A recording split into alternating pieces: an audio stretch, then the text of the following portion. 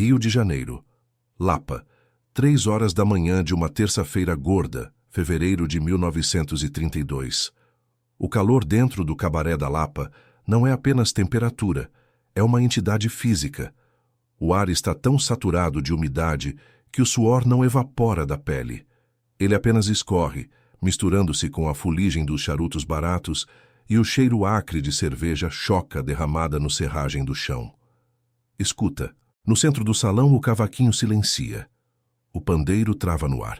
As conversas, que antes eram um rugido de 300 vozes bêbadas, são cortadas como se alguém tivesse desligado o rádio da existência. O único som que resta ecoa pelas paredes descascadas com a violência de um tiro de canhão, embora tenha sido produzido apenas por fios de tecido se partindo. Esse som seco, rasgado, agudo, o som de seda importada cedendo à força bruta. No centro de um círculo que se abriu instantaneamente na multidão, 2 homens estão parados. De um lado, você vê a massa corporal suada e trêmula de Toninho Navalhada. Ele respira com dificuldade, o peito subindo e descendo, os olhos injetados de álcool e adrenalina. Na mão direita, encardida de tabaco, ele segura um pedaço irregular de tecido cor de creme. Ele aperta aquele pano como se fosse o coração arrancado de um inimigo. Do outro lado, imóvel como uma estátua de mármore negro, está João Francisco dos Santos, o homem que o Rio de Janeiro aprendeu a temer e idolatrar sob a alcunha de Madame Satã. João não olha para o agressor. Ele olha para o próprio braço esquerdo. A manga de sua camisa de seda pura, uma peça que custou o salário de 3 meses de um operário, não existe mais. O tecido pendeu, flácido, revelando o bíceps tenso, a pele escura brilhando sob a luz amarela e doente das lâmpadas do cabaré. Para qualquer outro homem naquele bar, ter a roupa rasgada seria um prelúdio para uma troca de socos desajeitada. Para João Francisco, aquilo era uma profanação religiosa. Essa é a história da noite em que a Lapa prendeu a respiração, esperando um massacre, e recebeu em troca uma aula de anatomia aplicada. Uma noite onde a navalha viajou tão rápido que a realidade demorou a acompanhar o corte. Para você entender o peso do que acabou de acontecer, precisa entrar na mente de João Francisco antes de ele virar o mito. Esqueça a imagem do malandro de chinelo e camisa aberta. João era um esteta, num mundo que insistia em tratá-lo como lixo por ser negro, pobre e homossexual. A elegância era sua vingança diária. Ele não se vestia apenas para cobrir o corpo. Ele se vestia para humilhar a mediocridade ao seu redor. Aquela camisa de seda creme não era apenas roupa. Era uma armadura. O tecido havia chegado de contrabando num navio francês atracado no porto 2 dias antes. João gastou tudo o que tinha nela. O toque era frio, fluido, quase líquido. Quando ele a vestia, ele deixava de ser o ex-presidiário da Lapa e se tornava a realeza do submundo. Rasgar aquela seda era o equivalente a cuspir na coroa de um imperador durante a coroação. E Toninho sabia disso. Toninho Navalhada não era um estrategista. Era um brutamontes de carreira rápida, um aspirante a chefe que achava que respeito se conquistava no grito e na força do braço. Ele passou a noite inteira rondando a mesa de João como um cão sarnento, procurando uma brecha. Ele queria o título. Ele queria que a Lapa dissesse: "Olha lá o homem que dobrou Madame Satã." A provocação começou cedo. Primeiro, um esbarrão acidental que derrubou o copo de cerveja de um cliente vizinho. João nem piscou. Continuou conversando baixo com uma das moças do salão, a postura ereta, o charuto repousando no canto da boca. Toninho, frustrado pela indiferença, aumentou a aposta. Começou a rir alto demais, contando histórias mentirosas sobre brigas que nunca venceu, sempre olhando de soslaio para a mesa de João. O ar no cabaré foi ficando pesado. O garçom, um sujeito magro e calado que todos chamavam de Muti, sentiu a mudança na pressão atmosférica. Ele parou de servir as mesas próximas. Ele sabia que quando 2 corpos celestes dessa magnitude colidem, quem está perto morre queimado. Às 2h50 da manhã, Toninho cruzou a linha. Ele caminhou até a mesa de João. A sombra dele projetou-se sobre a seda creme. O cheiro dele chegou antes. Uma mistura azeda de cachaça barata, suor velho e aquele odor metálico de quem não toma banho há dias. Toninho não falou nada. Ele esticou a mão grossa com as unhas sujas de graxa e segurou a manga esquerda de João. Não foi um toque, foi uma garra. Ele enterrou os dedos no tecido delicado, sentindo a textura fina. João levantou os olhos lentamente. Não havia medo neles. Havia apenas um tédio profundo, gelado. Tira a mão, João sussurrou. A voz dele era veludo sobre cascalho. Toninho sorriu, um sorriso feio, de dentes amarelos e falhados. A seda é macia, disse Toninho alto o suficiente para o bar ouvir. Mas dizem que o homem dentro dela é frouxo. E puxou. O movimento não foi para ferir o braço, foi calculado para destruir a estética. Toninho girou o pulso e puxou para trás com violência. A seda, incapaz de resistir à tração bruta, cedeu. O som do rasgo cortou a música. Voltamos ao agora. O pedaço de seda está na mão de Toninho. O braço de João está nu. O salão inteiro recua um passo. Cadeiras são arrastadas para longe. Homens colocam as mãos nos bolsos, tateando cabos de facas, prontos para o caos generalizado. A expectativa é de explosão. Todos esperam que João pule no pescoço de Toninho, que garrafas voem, que o sangue comece a jorrar imediatamente. Mas o tempo parece distorcer. João Francisco dos Santos faz algo que ninguém esperava. Ele não grita. Ele não se levanta de um salto. Com uma calma aterrorizante, ele leva a mão direita até o ombro esquerdo e alisa a borda do tecido rasgado. Ele examina os fios soltos com a curiosidade de um alfaiate, avaliando um erro de costura. Toninho, ainda segurando o troféu de pano, pisca, confuso. A falta de reação imediata o desestabiliza. Ele esperava fúria, não frieza. Ele dá um passo incerto para trás, o sorriso vacilando por um milésimo de segundo. João levanta o rosto. A expressão dele é ilegível, vazia de qualquer emoção humana reconhecível. Ele fixa os olhos nos olhos de Toninho. Não nos olhos, na verdade. Ele parece olhar através do crânio de Toninho, lendo a parede atrás dele. Guarda, diz João. A palavra sai baixa, quase inaudível no silêncio sepulcral. Toninho franze a testa, o suor escorrendo pela têmpora. O quê?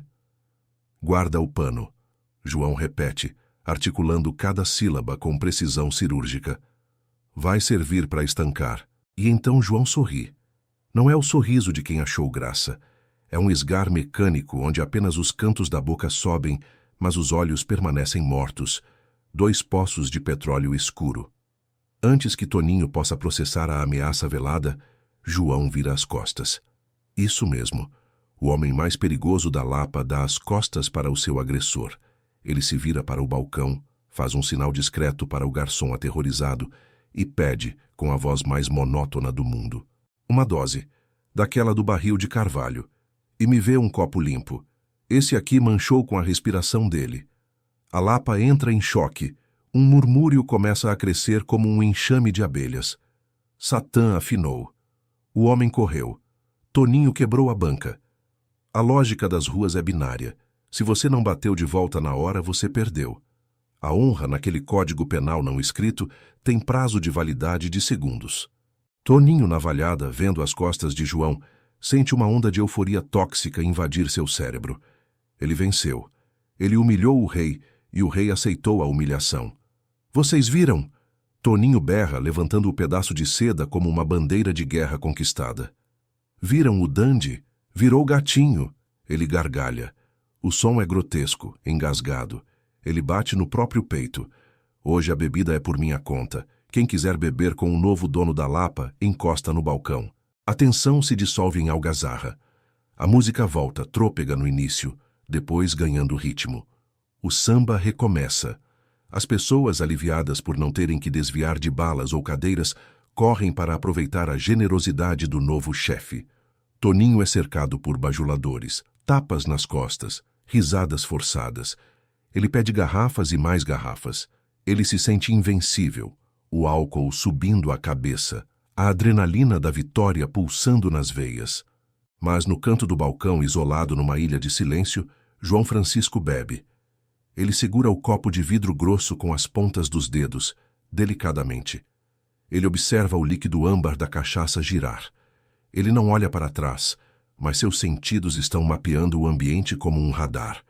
Ele ouve a respiração ofegante de Toninho a 5 metros de distância. Ele sente a vibração dos passos pesados no assoalho de madeira. Ele calcula o ângulo da luz. Muti, o garçom, passa por perto para recolher uma garrafa vazia. Ele olha para o rosto de João e suas mãos tremem. Muti vê o que ninguém mais viu. A mão direita de João não está relaxada sobre o balcão. Ela está deslizando, milímetro por milímetro, para dentro da cintura da calça de linho. Não há pressa. O movimento é tão lento que parece geológico. Os dedos de João encontram o cabo de madrepérola. Ele não puxa a arma. Ele apenas a acaricia, sentindo a temperatura do metal escondido contra a pele quente da barriga. João olha para o reflexo no espelho sujo, atrás das garrafas. Ele vê Toninho rindo, a cabeça jogada para trás, a garganta exposta. A jugular pulsa, inchada, bombeando sangue num ritmo frenético de celebração. É um alvo perfeito. João termina a bebida num gole só. O líquido queima a garganta, mas ele não faz careta. Ele pousa o copo no balcão sem fazer ruído. O som do vidro contra a madeira é abafado, controlado. Ele se vira. A multidão está distraída, focada na figura barulhenta de Toninho. Ninguém percebe que a verdadeira tempestade acabou de mudar a direção do vento. João ajeita o colarinho da camisa, ignorando a manga rasgada que pende como uma asa quebrada. Ele começa a caminhar, não em direção a Toninho, não diretamente. Ele caminha em direção ao corredor estreito que leva aos fundos, ao banheiro, o único lugar onde a arquitetura do bar cria um funil natural, onde 2 homens não conseguem passar lado a lado sem se tocar, onde a luz é fraca e as sombras são absolutas. Ele sabe. Ele sabe que Toninho bebeu 3 garrafas de cerveja em 15 minutos. A biologia é uma ciência exata. A bexiga de Toninho vai cobrar o preço em instantes. João entra na sombra do corredor e espera. Ele se funde com a escuridão. Ele se torna parte da parede. A armadilha não foi armada com ferro ou pólvora. Foi armada com paciência. E agora, o predador só precisa esperar a presa vir até ele, tropeçando em sua própria arrogância. Toninho navalhada entra no corredor. O espaço é estreito. Um túnel de alvenaria mal rebocada, que cheira a desinfetante de pinho barato, tentando, sem sucesso, mascarar o odor forte de urina e tabaco velho. A única iluminação vem de uma lâmpada nua, pendurada por um fio desencapado no teto, que pisca num ritmo irregular, criando um efeito estroboscópico de pesadelo. Luz, sombra. Luz, sombra. Toninho caminha com o peso do corpo jogado para a frente, impulsionado pelo álcool e pela certeza absoluta de que é o novo rei do pedaço. Ele cantarola um samba torto, batendo os ombros nas paredes laterais, ocupando o espaço como se fosse dono do imóvel. No meio do trajeto, a sombra se solidifica. João Francisco está encostado na parede direita. Ele não está em posição de combate. Os braços estão soltos ao longo do corpo. A cabeça está ligeiramente inclinada, observando uma barata que sobe pela parede descascada. Toninho para. O sorriso dele se abre novamente, predatório. Veio pedir desculpa no escuro, madame. A voz dele ecoa no corredor apertado, amplificada pelo concreto. É melhor assim. Ninguém vê você se ajoelhando. João não responde. Ele apenas desgruda as costas da parede e dá um passo à frente.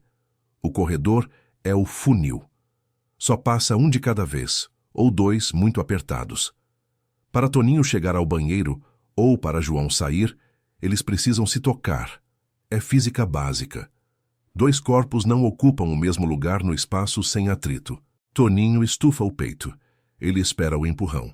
Ele quer o empurrão. Ele já visualizou a cena. João tenta passar, ele mete o ombro no externo do magrelo, joga o sujeito no chão e termina o serviço com um chute na costela. Simples, bruto, eficiente. João avança. A distância fecha. 3 passos, 2 passos, 1 passo. O que acontece a seguir dura exatos 2 segundos, mas para quem estuda a anatomia da violência, é uma eternidade comprimida. João não empurra. No último instante antes do choque, o corpo dele se torna líquido. Ele gira o tronco lateralmente, colando-se à parede esquerda, oferecendo passagem. Toninho ri, um som gutural de triunfo. Ele interpreta aquilo como submissão total. Ele avança passando o corpo pesado roçando no de João. É um abraço forçado, uma intimidade grotesca e inevitável. Nesse milésimo de segundo, onde os tecidos das camisas se tocam, onde o cheiro azedo de Toninho se mistura ao perfume de lavanda de João, a mão direita de Madame Satã se move. Não é um soco, não é uma estocada. A mão de João sobe suavemente, como se fosse limpar uma sujeira imaginária no colarinho de Toninho. Os dedos estão abertos, relaxados, mas entre o dedo indicador e o médio brilha uma linha prateada. Uma lâmina de barbear, pequena, retangular, daquelas marcas baratas vendidas na farmácia da esquina, mas afiada no couro até virar um bisturi molecular. O movimento é um arco perfeito. Começa na altura da orelha direita de Toninho e desce desenhando uma curva suave pela bochecha, cruzando o maxilar e terminando na gola da camisa. João não aplica força. A lâmina não precisa de força. Ela só precisa de contato. O aço entra na pele, separa a derme, a epiderme e a camada de gordura subcutânea sem encontrar resistência. É tão rápido, tão limpo, que as terminações nervosas de Toninho não registram dor. Elas registram apenas um sopro frio, uma carícia gelada no rosto quente. Os corpos se separam. João continua andando em direção à saída do corredor. Toninho continua em direção ao banheiro. João para na boca do túnel de costas para o rival. Ele não se vira. Ele apenas diz, baixo, para a parede à sua frente: o pano. Toninho, já na porta do banheiro, vira a cabeça, confuso, ainda segurando o pedaço de seda creme na mão esquerda. O quê? O pano, repete João, saindo para a luz do salão principal. Você vai precisar. Toninho fica sozinho no escuro. Ele franze a testa. Ele leva a mão livre ao rosto, sentindo uma coceira estranha, como se uma mosca tivesse pousado na bochecha. Seus dedos tocam a pele úmida. Suor, ele pensa. Tá calor demais aqui dentro. Ele entra no banheiro, urina, lava as mãos numa pia encardida sem espelho e volta para a festa. Quando Toninho Navalhada reaparece no salão principal, a música está alta. O samba come solto. Ele caminha em direção à sua mesa, onde um séquito de curiosos ainda bebe a cerveja que ele pagou. O rei voltou, ele grita, abrindo os braços. Mas o grito morre na garganta, porque ninguém responde. A mesa que antes estava barulhenta silencia. Um sujeito que estava com o copo na boca para o líquido escorrendo pelo queixo. Uma mulher na mesa ao lado leva as mãos à boca, os olhos arregalados de horror. Toninho olha ao redor, irritado. O que foi? Viram fantasma? O garçom, Muti, está parado a 2 metros de distância. Ele segura uma bandeja vazia contra o peito como um escudo. Com uma mão trêmula, ele aponta para o rosto de Toninho. Toninho. Muti sussurra. Toninho, o teu rosto. Toninho franze o senho. Que tem meu rosto?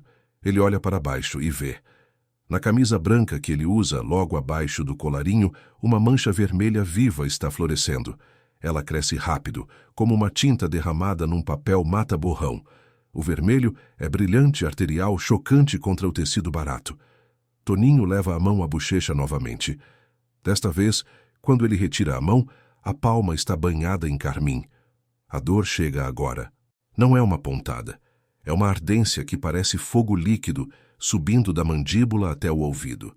O cérebro dele finalmente recebe o telegrama que a pele enviou segundos atrás. Fomos abertos. O corte é uma obra de arte macabra. Começa no lóbulo da orelha e desce numa curva perfeita até o pescoço. A pele se abriu como um zíper estragado. O sangue não escorre. Ele pulsa. Toninho cambaleia. O mundo gira. Não pela perda de sangue. Ele não perdeu tanto assim ainda, mas pelo choque ontológico. Ele não viu a faca. Ele não viu o golpe. Ele estava celebrando a vitória, enquanto já estava marcado. A música para de novo. O silêncio agora é diferente. Não é expectativa, é reverência. Todos os olhos se voltam para a porta de saída. João Francisco está lá. Ele parou no batente. A silhueta dele é recortada pela luz dos postes da rua lá fora. Ele tirou a camisa de seda rasgada. O torso nu, esculpido em trabalho braçal e capoeira, brilha de suor. Na mão direita, ele não tem nada. A lâmina já desapareceu, voltada para o bolso ou descartada num canto qualquer. Mágica. Mas no pescoço, João amarrou as mangas da camisa de seda arruinada. O tecido creme, caríssimo, agora serve como um lenço, um adorno, um troféu de sua própria indiferença ao prejuízo financeiro. Ele transformou a perda de dinheiro em ganho de estilo. João se vira lentamente. Ele olha para Toninho, que agora está sentado no chão, pressionando o pedaço de seda roubado contra o rosto aberto, tentando desesperadamente estancar o fluxo, exatamente como João previu. A seda absorve bem, diz João. A voz dele atravessa o salão sem esforço. Fica de presente, para você lembrar que a elegância custa caro, e sai. Ele caminha para a noite da Lapa, os passos firmes no paralelepípedo, o tecido balançando no pescoço como a capa de um super-herói do submundo. Nas próximas 48 horas, a notícia correu mais rápido que a pólvora. Toninho Navalhada não morreu. O corte foi cirúrgico, profundo o suficiente para deixar uma cicatriz queloide grossa e roxa que deformaria seu sorriso para sempre, mas raso o suficiente para não atingir a jugular. Satã não queria um cadáver. Cadáveres são enterrados e esquecidos. Ele queria um outdoor ambulante. Toda vez que Toninho entrasse num bar, toda vez que olhasse no espelho, toda vez que tentasse intimidar alguém, a cicatriz estaria lá, gritando a todos quem era o verdadeiro dono da rua. Toninho sumiu da Lapa na semana seguinte. Dizem que foi para o subúrbio, tentar a vida como estivador, longe dos olhos que conheciam a história de sua vergonha. O apelido Navalhada virou piada. Ele passou a ser chamado de O Mapa, por causa da linha que dividia seu rosto. João Francisco comprou outra camisa. Seda italiana, desta vez azul marinho, custou ainda mais caro. O vendedor perguntou se ele queria embrulhar para presente. João respondeu: "Não, eu visto agora. Roupa guardada não conta história." Aquele pedaço de seda creme manchado de sangue nunca foi encontrado. Alguns dizem que Toninho queimou. Outros dizem que Muti, o garçom, guardou como relíquia. Mas o que ficou, o que realmente importa, foi a lei que se estabeleceu naquela madrugada quente de 1932. Uma regra não escrita que pairou sobre os arcos da Lapa por décadas. Você podia brigar com João, podia discordar dele, podia até tentar matá-lo se tivesse coragem. Mas havia uma linha sagrada que separava a violência da barbárie. A lei final do universo da malandragem ficou clara. O corpo sara, o osso cola. Mas a estética é a alma do malandro. Tocar na roupa de um homem como Madame Satã não é um convite para a briga. É um pedido formal para ser destruído. E se você quer entender a diferença entre um brigão de bar e uma lenda imortal, a resposta não está na força do soco. Está na capacidade de transformar uma camisa rasgada numa coroa e uma lâmina de barbear num pincel. Agora, eu te pergunto, se você estivesse no lugar de João Francisco, naquela noite, com a camisa que custou seu suor rasgada por um idiota, você teria tido o sangue frio de esperar, ou teria explodido na hora e perdido a chance de dar a lição perfeita? A vaidade é um pecado, ou é a única coisa que nos separa dos animais? Me conta aqui embaixo. A cicatriz de Toninho foi justa ou foi crueldade excessiva? Se você gosta de histórias onde a inteligência corta mais fundo que a faca, se inscreve agora. Tem outro dossiê sobre os reis do submundo carioca te esperando aqui no canal. A gente se vê na próxima Esquina Escura.